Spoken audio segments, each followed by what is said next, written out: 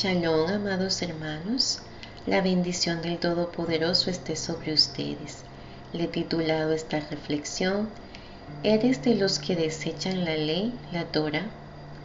La palabra desechar en hebreo es asab, que también quiere decir abandonar, y la encontramos en Proverbios 28:4, la cual nos dice: rechazar la ley es enaltecer a los perversos. Obedecer la ley es luchar contra ellos.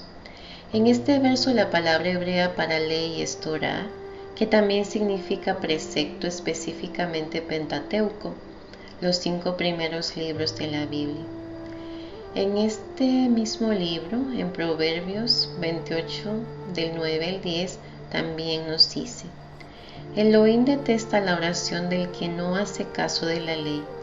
El que lleva a la gente buena por mal camino caerá en su propia trampa, pero los honrados heredarán cosas buenas. En otras versiones dice: el que aparta su oído para no oír la ley, su oración también es abominable. La palabra hebrea para abominable es toebat, que también significa repugnante, específicamente idolatría o ídolo. El por qué me voy a la raíz de las palabras, desde su lenguaje original, es porque nos permite tener una mejor interpretación de lo que el escritor nos quiere transmitir. Sé que se nos ha enseñado que la ley es cosa del pasado, que ya no está vigente después del madero o de la cruz, como es más conocido. Mas las Escrituras nos dicen que la palabra del Todopoderoso es eterna. No sé ustedes, pero yo en lo particular quiero que mi oración no sea abominable ante el Padre Celestial. Y el por qué les digo esto es porque en las mismas Escrituras se nos advierte que si rechazamos la ley, la Torah, nuestra oración es abominable ante los ojos de nuestro Creador, porque es vista como idolatría. El apóstol Juan dejó escrito en su carta de primera de Juan 3:4 lo siguiente: todo el que peca viola la ley de Elohim, porque todo pecado va en contra de la ley de Elohim. En este verso la palabra violar fue traducida de la palabra griega anomía, del 4:58, que también significa infracción de la ley, maldad.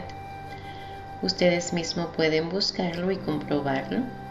El apóstol Pablo nos está diciendo que no guardar la ley es maldad. Todos sabemos que el que practica maldad no heredará el reino venidero. En este mismo libro también se nos dice en primera de Juan 3, del 23 al 24, y su mandamiento es el siguiente: debemos creer en el nombre de su Hijo, Yeshua, y amarnos unos a otros, así como Él nos lo ordenó.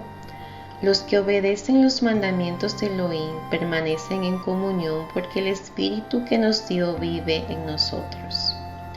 La palabra descrita por el apóstol Juan nos lleva a lo escrito en Apocalipsis 14:12, donde nos da la definición de qué es una persona justa para el Todopoderoso. Leamos a Apocalipsis o Revelaciones 14:12. Esto significa que el pueblo de Elohim tiene que soportar la persecución con paciencia, obedeciendo sus mandamientos y manteniendo la fe en Yeshua. En este verso la palabra mandamiento fue traducida de la palabra griega entole, del 1781, que significa mandamiento, es decir, en prescripción autoritaria. Lo que quiere decir que no es algo que puedas desechar, porque la característica del pueblo que pertenece al Padre Celestial es obedecer los mandamientos y tener la fe, la emuná, en el Mesías Yeshua, quien es la palabra del Todopoderoso hecha carne. Él es el verbo de Adonai Y si se te ha enseñado de que la ley está abolida y así lo crees, es tiempo de escudriñar las Escrituras y pedir en oración al que escucha en lo secreto por entendimiento de su palabra. El tiempo se agota, mis hermanos. Busquémosles ahora, que aún Él puede ser hallado. Que el eterno Elohim de Israel les guarde, les bendiga y les conceda Shalom.